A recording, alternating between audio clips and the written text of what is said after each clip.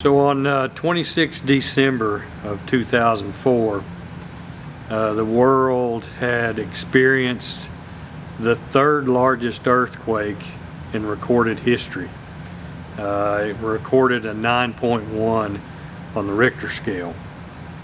Because it was so deep in the ocean floor in the Pacific Ocean, it created a wave, a tsunami, that was 100 feet high, 3,000 miles long, and it traveled at a speed of 500 miles an hour.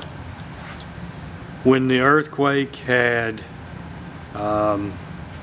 happened and created this tidal wave, as it hit dry land, the death toll from the tsunami was almost 228,000 people. An enormous loss of life.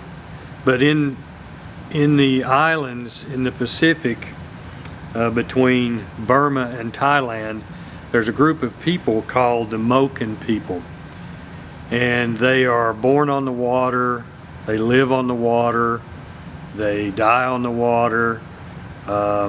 They make boats that they stay out on all the time. And really the only time they come to dry land is during the monsoon season, and they come onto dry land and build huts that they can live in to keep them safe from the weather. But other than that, they live on the water all the time. And because they live on the water all the time, they study how the water works, how the ocean works. And when this earthquake had happened, they started noticing that the dolphins were swimming out into the deeper parts of the ocean. They began to see that the waves and the tide was pulling back. And because of that, the Moken tribe went inland and went to the highest levels of land they could find, and not a single Moken lost their life.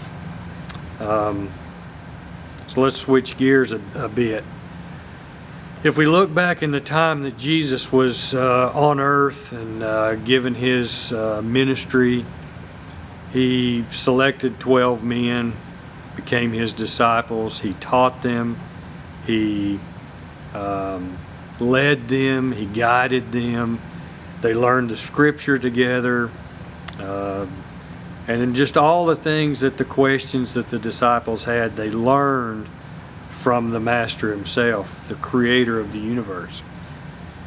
And because of this, they became experts in the field of Scripture and knowing Scripture.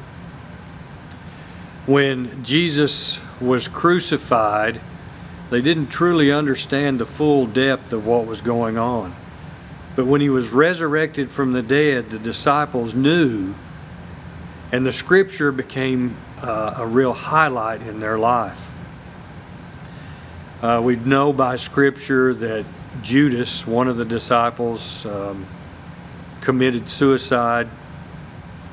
We know in Acts chapter 12 that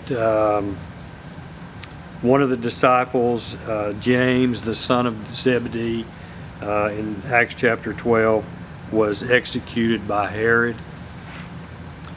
And then we know that John was exiled to the island of Patmos, where he received a revelation and wrote the last book of the Bible.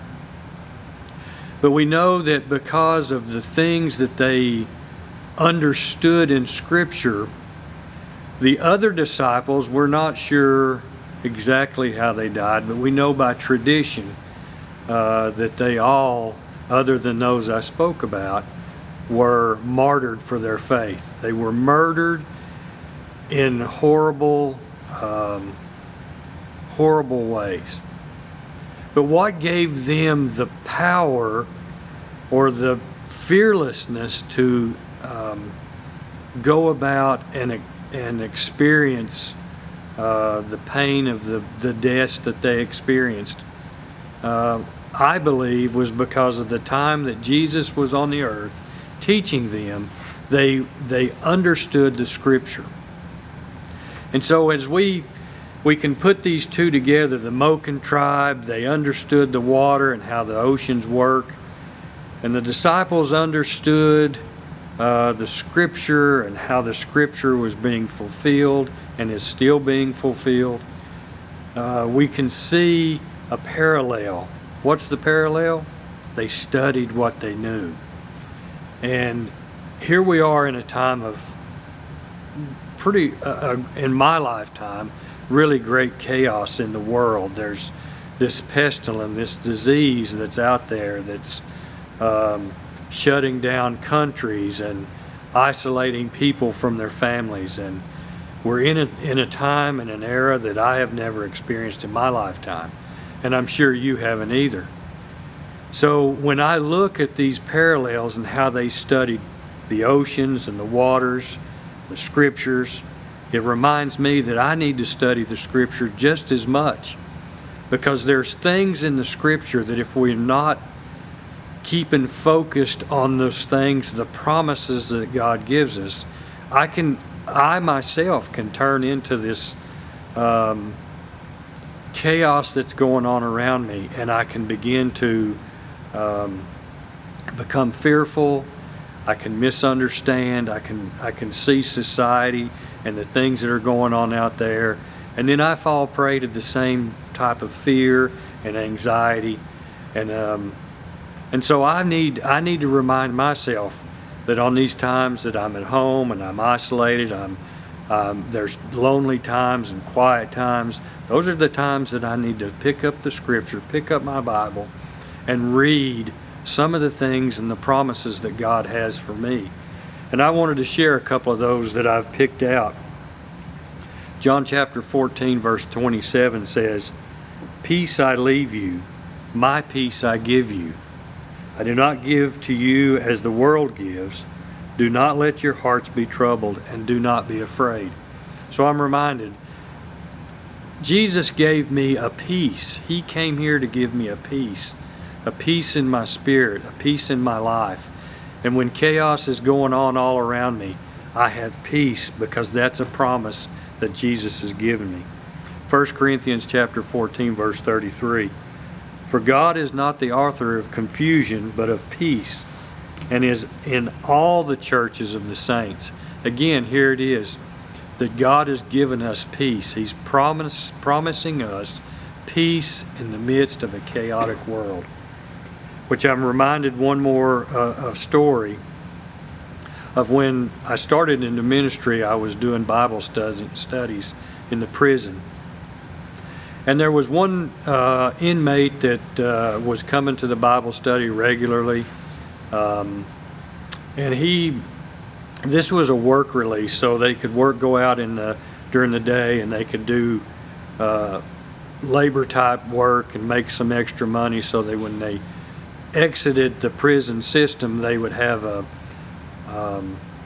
savings deposit that they could go and help them as they progressed from the prison system back into regular society.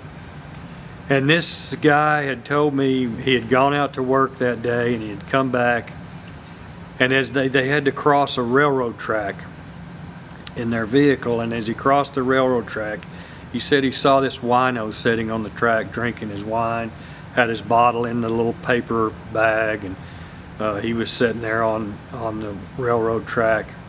And he told me, he said that even though he was behind bars, he was free, unlike the wino that was sitting on the track.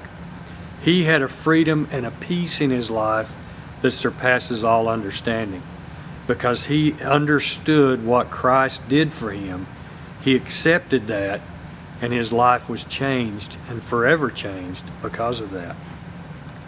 And then I want to close out with one last verse. It's 2 Timothy 1:7. It says, "For God has not given us a spirit of fear, but of power and of love and of a sound mind."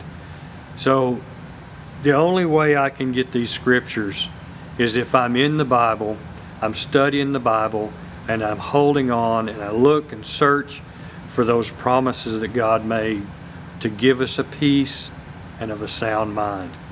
And that will get us through what the calamity in this world is going on right now. Keep the peace of God in your heart. Read the scriptures, study the scriptures, and when all these things like tidal waves and pestilence, tornadoes, we can be held and we can hold on to the promises that God gives us. So God bless to the Redstone Arsenal.